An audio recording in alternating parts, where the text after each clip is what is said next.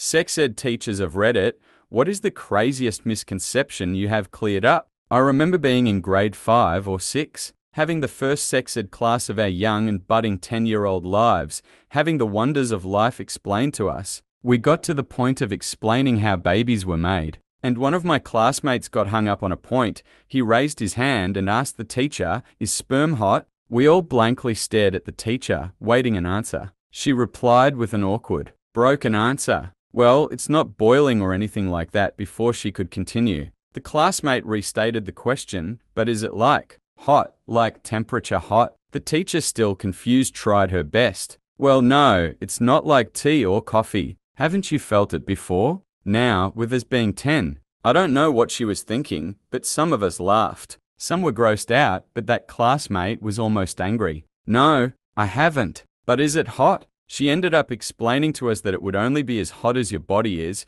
It turns out the kid was just worried about hurting future partners with his boiling hot semen. Dibs on band name. Taught Human Growth and Development ARCA Sex Ed to 5th and 6th grade boys. In our schools, you have to have a CO teacher with you, which happened to be my best friend as well. Mistake? The boys are encouraged to write out questions on note cards and turn them in, which makes them try to prank us and see if we will read it out loud. Best ever, what would happen if a man had sex with a sheep? To which my buddy replied, "Well, that would be baward. You always keep the good note cards." When I was little, the teacher passed out those note cards in sex ed so that we could anonymously ask questions and get the answers. I asked what a blowjob was because I legitimately wanted to know. The teacher, I guess he was too embarrassed to answer, thought someone was trying to prank him and just laughed it off. I, to this day, still wonder what a blowjob is. But seriously, sometimes they sound like joke questions. But they aren't. Make a joke, sure. Break the tension. But answer the question. I remember feeling so silly, like shit. Everyone's laughing. I guess I'm really stupid for not knowing this already. I asked the same question during my 5th grade gender-segregated sex ed. Teacher refused to answer. Had to ask Mum. Mum was not happy. "Where did you hear that?" "Ah, Dad asked you for one last week." I'm gonna throw this out there. They need to teach girls that urine doesn't come from the same hole that the penis goes in. I have dated 3 girls who were 20 at the time who never knew this. They actually went into the bathroom to see if I was lying to them. I'm curious how they thought the whole tampon thing worked. I'm not a sex ed teacher. But when I was in 4th grade, I thought men could only have 2 kids, because they only had 2 testicles. It made sense, because every man I knew had 2 kids, except my buddy Greg had 2 siblings. Once I reached my revelation, I reasoned that Greg's mum must have cheated on his dad in order to have a 3rd kid. I would have assumed Greg's dad had 3 testicles. Taught in a city classroom in Boston. These kids asked the best questions. Doesn't anal cause cancer? I'd ask, what can HIV lead to? Does it lead to blue waffle? I don't want to get that. Will Plan B work faster if you snort it? Good times. Will Plan B work faster if you snort it? This is the best question in the entire thread. Kind of, but you need to mix it with something else to get it to work as effectively. There's a fucking source, and it is motherfucking peer-reviewed. This is top-notch shit right here. When my kids were in grammar school, a teacher came around and talked to them about their private places. For the next week or so, my daughters kept saying that they got hit in their privates. They were in 1st and 2nd grade, I think. So roughhousing was common, and I figured since it was a new phrase, they were using it as much as possible. Then one day the youngest came in and said her sister wouldn't quit touching her in her privates. I was starting to freak out. I asked her to show me where her sister was touching. She pointed to her arm. I was flabbergasted and said, "How is that your privates?" She then informed me that the teacher who talked to them about bad touching said that a place that made you feel uncomfortable was your privates, and that her sister touching her arm was making her uncomfortable.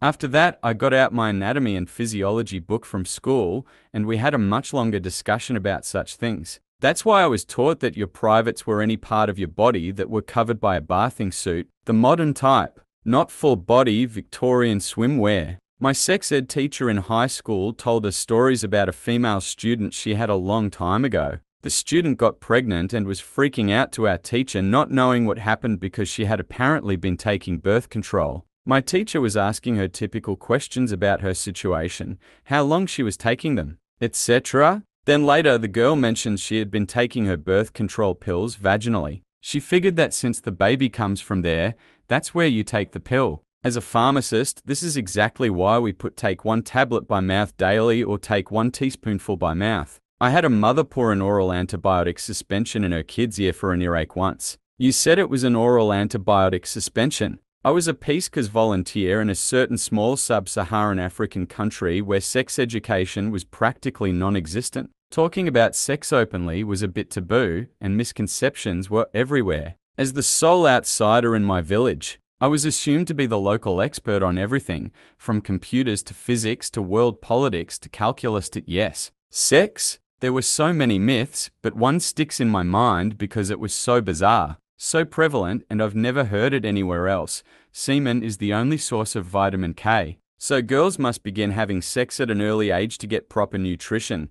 This was startling for a whole tangled mass of reasons. The cultural initiation rites that perpetuated the myth and coerced 12-year-old girls to have sex with men twice their age. The inverse relationship between prevalence of HIV/AIDS and the degree of knowledge about preventing it. The enormous cultural pressure to marry young and have lots of babies, and the lack of knowledge about nutrition in general. Parents commonly ate balanced meals while their kids were given only a type of corn mash, believing that this was the only thing necessary to help them grow strong. Basically, my students were already stunted from malnutrition, facing a lot of pressure to have sex, and laboring under mountains of misinformation about it. But then there was this additional myth telling them they needed to start having sex without condoms as soon as possible so their bodies would develop normally. I held sex ed talks at my school to combat this, taught them how to put on a condom correctly, and gave some additional talks about nutrition for good measure. Oh man, the discussions we had.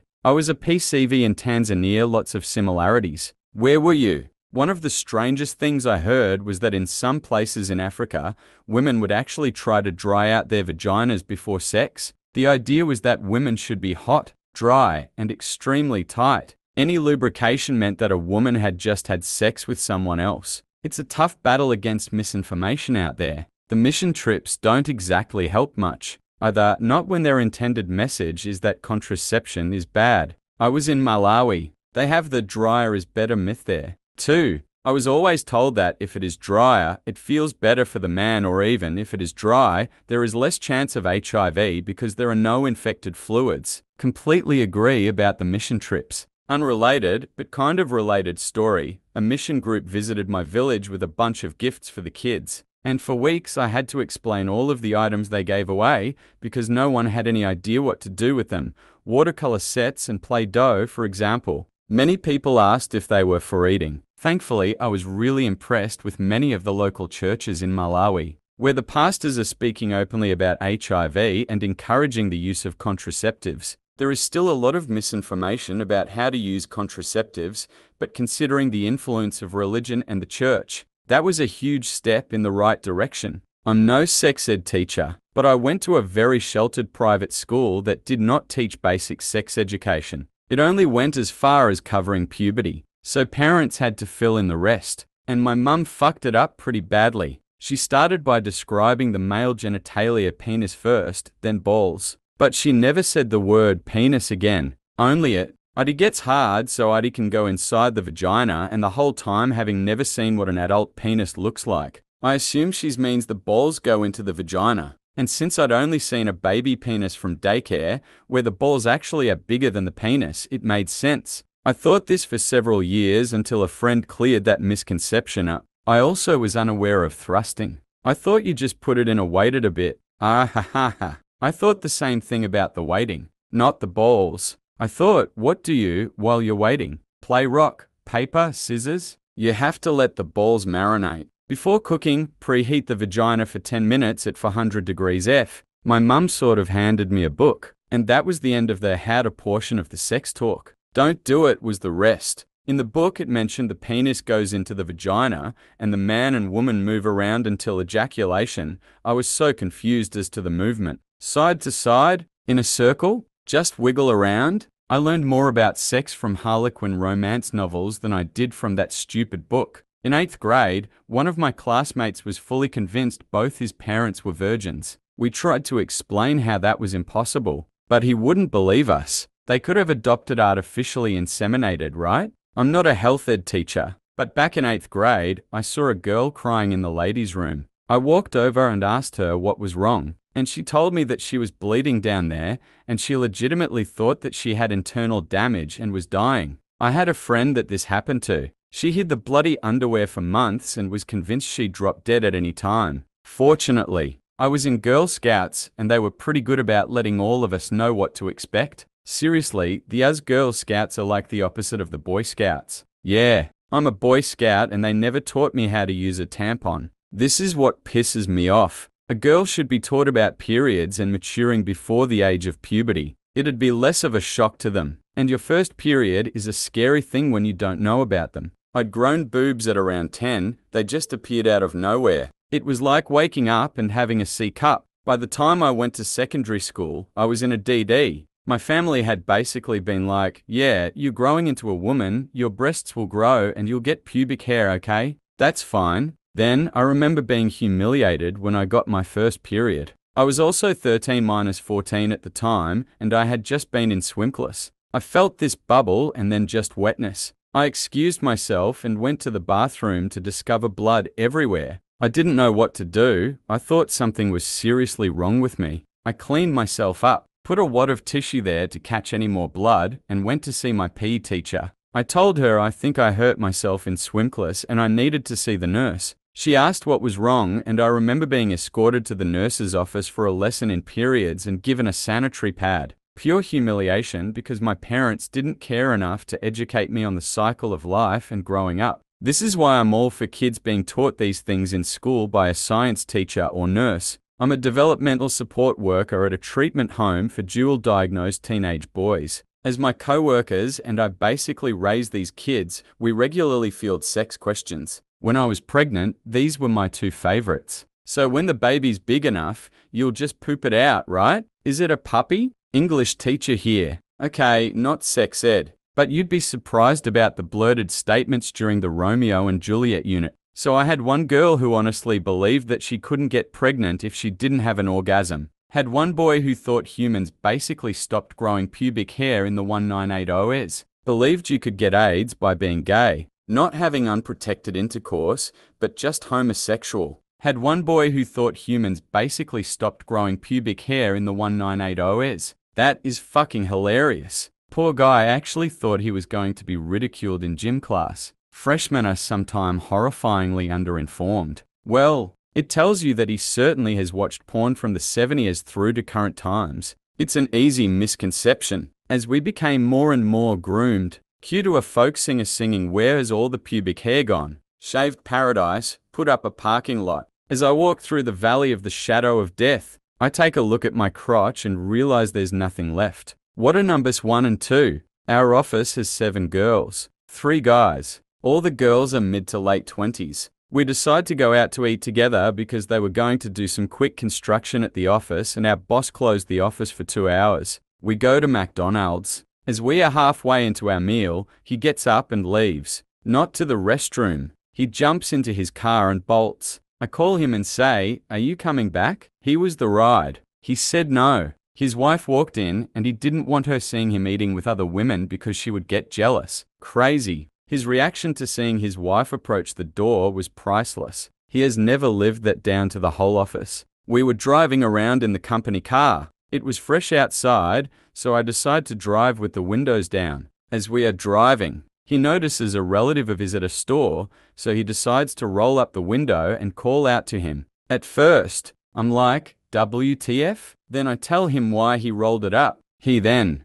looks at me and just goes. I laughed so hard, I had to pull over and just let it all out. He kept calling himself a dumbass and started laughing as well. My sex ed teacher only misinformed my health class further. Told us that you have a 90% chance of getting an STD if you have premarital sex. Women can't have orgasms, so it's not worth having sex if you're a girl. Porn causes men to be abusive. She started the class out by asking, "Raise your hand if you think people who have sex before marriage are going to hell." I went to a public school in Alabama. Obviously, that I, as a 25-year-old female sex ed teacher, would have considered going to prom with you or B, share my personal sexual history with you. That men can't get STDs. That blue waffle is a real common STD. That you can't get pregnant if you douche afterward. That you can't get pregnant if you drink a lot of Mountain Dew. That if you take all the birth controls pills, DEPO, Implanon, etc., at once, not that any doctor would give them to you, you're protected from pregnancy. Oh, and a really common one, that 2 condoms are better than 1. And on, and on, and on. Mostly I spend a lot of time answering really basic but highly personal and potentially embarrassing questions from my anonymous question box. My friend goes around to high schools to give talks and answer questions about sex as a teacher to 16-year-olds. A girl began to cry once and told the teacher and the whole class that she was a hermaphrodite. After calming her down and explaining it all, she agreed to answer more questions for those curious. Turns out she was just talking about her clitoris and thought it was a penis. Needless to say, my friend handled it so well, but the girl probably had to change schools. Like most, not a teacher or whatever. But I know of a girl who didn't know where babies came from. This was a friend of mine's cousin who was pregnant, but her mum had always had C-sections with her kids. So when she was told about the natural method of birthing a child, she freaked. Well, it comes out the same way it went in. You've got to be joking. How can a woman get to a stage in her life where she's pregnant and doesn't know? Before C-sections, we just kinda popped out. They even made a dramatic documentary called Alien. But won't that break my jaws? Do you want to know how I got these scars? Kinda related. When I was little, I thought that maxi-pads were meant so that women could pee themselves whenever they wanted. My dad and I were watching a commercial, and I went on a tangent about how gross that was. He looked at me funny and said it was time that we had a little talk. Maybe not exactly a misconception, but a girl asked me, is it true that when the man comes he pees in you as well? Took all I had not to say something like only if you ask him to, probably wouldn't have gone over very well. I teach sex ed to individuals with intellectual disabilities, so I get to clear up loads of crazy misconceptions. During my most recent one, I had to explain to a guy of relatively normal intelligence that girls do not have penises. I watched his entire mind just explode to that new information. I'm pretty sure I changed his life. I know a girl in her 20s that honestly believed that males have an extra bone in their penis. She tried to defend herself by claiming that if a penis didn't have a bone, why would it be called a boner when the guy was aroused? Dogs literally have a bone in their penis. By far the biggest and worst misunderstanding in sex ed is the thought that not teaching kids about sex makes it less likely they will get pregnant. Not a sex ed teacher. But during the talk at our school, one guy asked if one testicle produced girl babies and the other produced boy babies. Looking back, it wasn't such a dumb question from the mind of a 10-year-old. But oh, how we laughed. Nice little factoid, the Greeks believed this. And some tried to strangle the testicle that produced girls. Edit, just rewatched the episode of QI. This was on. It was Anaxagoras who believed this. Not a sex ed teacher, but I am a registered nurse. I was conducting a pre-op interview on a teenager who was going to have surgery. She was there with her mother, probably in her late 30s, early 40s seconds. And I was asking basic health-related questions past medical history, surgical history, allergies, etc. At the end of the interview, the teen, looking kind of embarrassed, asked me, "How many holes do we have down there?" I answered, "Women have 3. Just then, the teen looks at her mum and exclaims, "See, mum, I told you." And the mum looks confused and asks, "Are you sure it's 3? I tell her, "Yes, women have 3 vagina, urethra, anus, and men have 2. The mother goes, "Men have 2? I was shocked. Long story short, I had to draw them a picture of female and male anatomy to drive the point home. They thought that women urinate from their vaginas. I can see how the teen could be confused. But the mum was too. Edit, till a lot of people don't know, or didn't know until recently, where exactly women urinate from. On a similar note, one of my friends in middle school once tried to explain how ladies can have sex while wearing a tampon. You have your period hole where the tampon goes. Then you have your vagina. I tried to explain that I was pretty sure it was all the same hole, then she insisted that the baby came out of a different hole entirely. She was kind of a know-it-all, so she didn't believe us when we were trying to explain that it's all part of the same system. She's a nurse now. Hopefully she's figured it out. God, I hope so. I remember as a 10-year-old trying to explain this to other 10-year-olds. I was mocked and called an idiot. Girls weave from their fanny. You idiot, the other boys would say. It's worth mentioning at this point that a British fanny means something different to an American fanny. That feeling when you are right, but everyone tells you that you are wrong. A British fanny means something different to an American fanny. Since I learned the British definition, I always chuckle anytime someone mentions fanny pack. When I was in the first grade, I noticed that the teacher had written the word February as February. When I pointed out that it was spelled with an R in front of the U, she made fun of me for putting an R in a word when it doesn't even have the sound. Are you me? I experienced the same exact thing in the first grade. I said, but the R isn't silent, and was again shut down and ridiculed. The teacher was a dick to me for the rest of the year and often mocked the way I talked. I spoke very clearly and pronounced words correctly, whereas she and the rest of the students often mispronounced things or lisped slurred. Since I was often the butt of her jokes, the other students treated me like a leper. Obviously, if the teacher thought I was stupid, it was true. That teacher gave out awards to each of the students at the end of the year. It was basically a laminated printout of a degree with our names on it. The rest of the class got ones that read things like most friendly or best dressed. Everyone compared awards, deciding amongst themselves who got the best one. I got mine last, even though she did everyone else's in alphabetical order, and my name would have put me in the first three. My award read Best Enunciation. My classmates laughed at me. Mine wasn't as cool as getting one that said Prettiest Hair or Best Smile, while my teacher just grinned and reveled in my disappointment. I asked her what it meant. It means you talk really good. Even as a 7-year-old, I knew that bitch was being sarcastic. Fuck you, Mrs. Cole. It's Feb, are you airy? Your grammar was shit. And you are a cunt. It means you talk really good. Bitch, Jesus talked good. I speak well. I can understand not knowing the female thing, because without careful inspection, it seems that there's just one hole at the front. I have no idea what she thought men had. She probably just didn't think of it as a hole. I'm sure she knew there was an opening to pee from.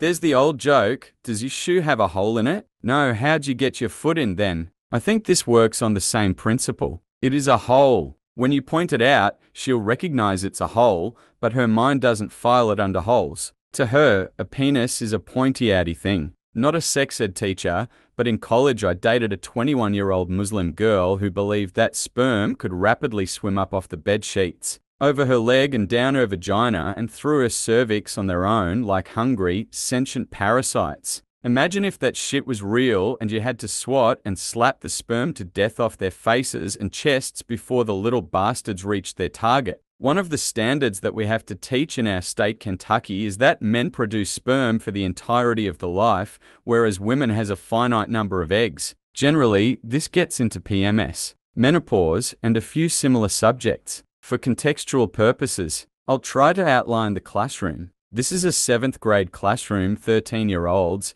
50 are beneath the poverty line, 50 Caucasian and 20 Hispanic, rest are various other races, 100 male. As I was working with the males and another teacher was working with females. So, this particular child is a plump little boy, really contemplative. 2. You can see him looking down to the ground, pondering, and really working out something in his head every time he responds. So, after I explain how older men can have babies but older women can't, he asks, so, you're telling me an old wrinkly man can have a baby? To which I affirm, yes. So the kid is just staring down, thinking for a while. After about a minute, he looks back up and asks, so, if an old wrinkly man has a baby, does that mean the baby has wrinkles? I honestly about lost it. We then had a conversation about how people being shot do not produce bullet-resistant babies. Also, every class, for some reason, responded with my question of, what's the one way to not have a baby? In the same damn way.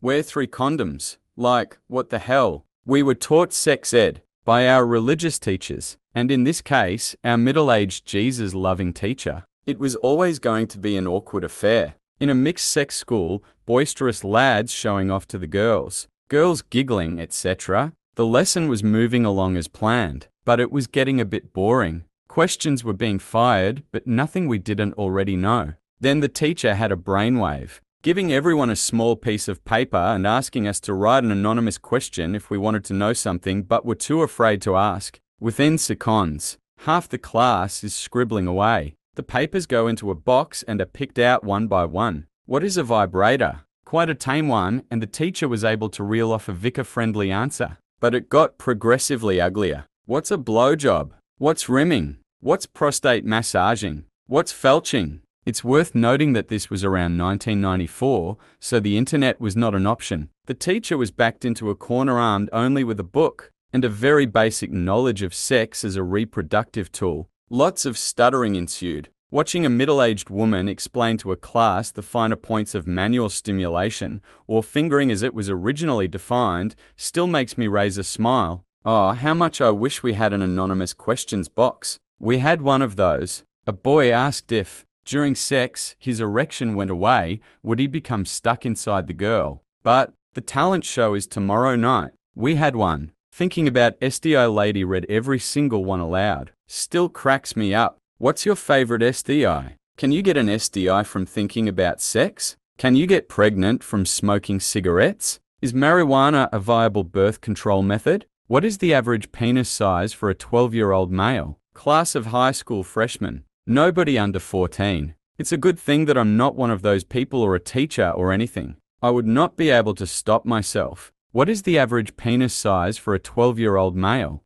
8.5 inches. Then all of them grow up feeling insecure. I am not a nice man. I'm a teacher, but not a sex ed teacher. My state is abstinence-only education, and so most of the sex ed is limited at best. This may explain a 9th grade class I had 3 years ago with for mothers in it. Anyway, one of my students was convinced that if you jumped up and down after you had sex, you wouldn't get pregnant. Without using any words that make me blush, I told her unequivocally that she was wrong and not to try that at home. Then another student raised her hand and essentially asked about the pull-out method. She didn't know the terminology, and I told her. Again, that was not a real reliable method, especially with teenage boys. Then a third student asked about having sex when you are not ovulating. She actually asked, what about having sex during some parts of the month and not others? I explained that teenage girls may or may not have a real reliable menstrual cycle, and being even a day off of the rhythm method could result in pregnancy. Finally, after towing the company line, the only foolproof method is abstinence. And in the absence of abstinence, take care of yourself. A girl in my class sighs and said, well, I will just keep doing sit-ups after sex. I kid you not. And some of these girls were App College preparatory students. Best one I heard was from the nurse at our school who was explaining all of the disease you can get from vaginal, oral, and anal sex. A girl in the class raised her hand and said, so that's where crack babies come from? The nurse asked her, what? And the girl said, crack babies, you know, from anal sex. Love abstinence-only education in an overly religious state, teaching girls to hate their bodies and be ignorant at the same time. The crack baby line is a classic, that the testicles had to go inside of the vagina for fertilization of an egg to happen. When they say balls deep, they mean balls deep. The most disconcerting thing I had heard while teaching sexual education was the notion that STDs are like a game of tag. I was asked numerous times if one had AIDS and gave it to another person. Does that mean they are cured? Tag, you got herpes. Anyone care to take this HIV off of me? So I'm not a sex ed teacher. But my little sister was 13 and my brother had just gotten married. I mentioned to my sister that I thought it was weird that my brother is going to the same cabin as my father had for his honeymoon with my stepmom. My little sister said it wasn't weird because sex is only for having babies, and since my brother didn't want kids for 5 years, they wouldn't be having sex, and that my dad was too old to have kids, so they also never have sex. Explaining to her that there are more reasons for sex was awkward. Also, my sister-in-law, until she was 16, thought that sex meant you laid side by side and the sperm crawled out of the guy's belly button and into the girl's belly button. We were all homeschooled and Christian. In case anyone was wondering, my mother never gave any of us any kind of growing up talk, no birds and the bees, no puberty, nothing. She did put a copy of The Care and Keeping of You under my door with a note saying I should read it.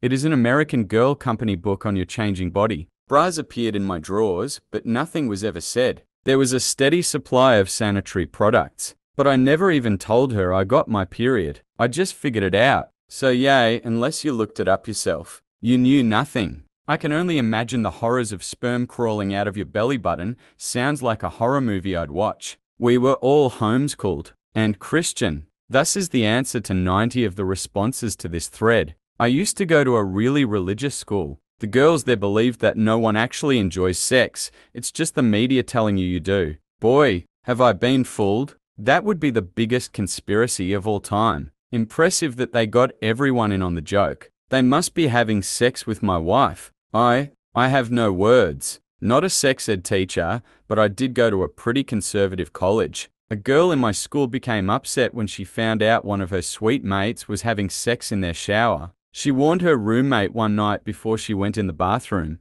Girl, I just thought you should know that Kelsey has been having sex in there. So, you should probably wear some sandals when you shower. Roommate, yeah, it's a little gross, but I'm not that worried. It'll be alright. Girl whispering, yeah, but you don't want to get pregnant or anything. Everyone knows Crocs are the only 100 effective means of birth control. I'm not a sex ed teacher, but my friend once had a Chinese exchange for uni and she had to look after him. In the first month, it was discovered that he knew nothing about sex or how babies were made. 19-year-old. My friend taught him all of this during his exchange. Anyone who doesn't know, China's culture is that sex and relationships come after education and the establishment of your career. The schools don't teach it, and there are stories of kids going out and parents moving them over provinces to stop them dating so they can focus on schoolwork. The population numbers would seem to suggest this strategy is hit or miss at best. Don't any of these hyper-religious folks grow up on farms? I ask because, why, I know it's hard to be so misinformed about sex when you're breeding animals. My grandfather ran cattle, and it blew my mind how little some of my classmates knew. When we got to that point, my only problem was I didn't understand that there were multiple positions. The horses, cows, and cattle dogs all did it the same way. After all, there's a theory that the advent of animal husbandry was the first time humans could have observed the reproduction cycle and realized sex led to pregnancy and birth. As beforehand, they would have constantly been having sex on instinct and women would constantly be getting pregnant with no apparent relationship. My girlfriend is a pharmacist and has told me some good ones. She had a girl complain that her birth control kept falling out and found out she had been sticking the pills in her vagina. Also, she had several that ran out of pills early and needed to be told that only she takes them, not her and her boyfriend. And of course, she's had a few girls get pregnant and find out that you are supposed to take the pills every day, not just when you have sex. Not a sex ed teacher, but for the longest time, I assumed that women had penises. I thought that having sex was sword fighting with a woman and a guy. I would also look at old artworks of naked penises and get aroused cause in my mind. It was looking at naked women. I just assumed that when a person didn't have a penis drawn on them, the artist was just censoring himself. Boy, was I embarrassed when everything was cleared up. I ended up realizing I was bisexual later in my life, so this sort of makes sense, looking back.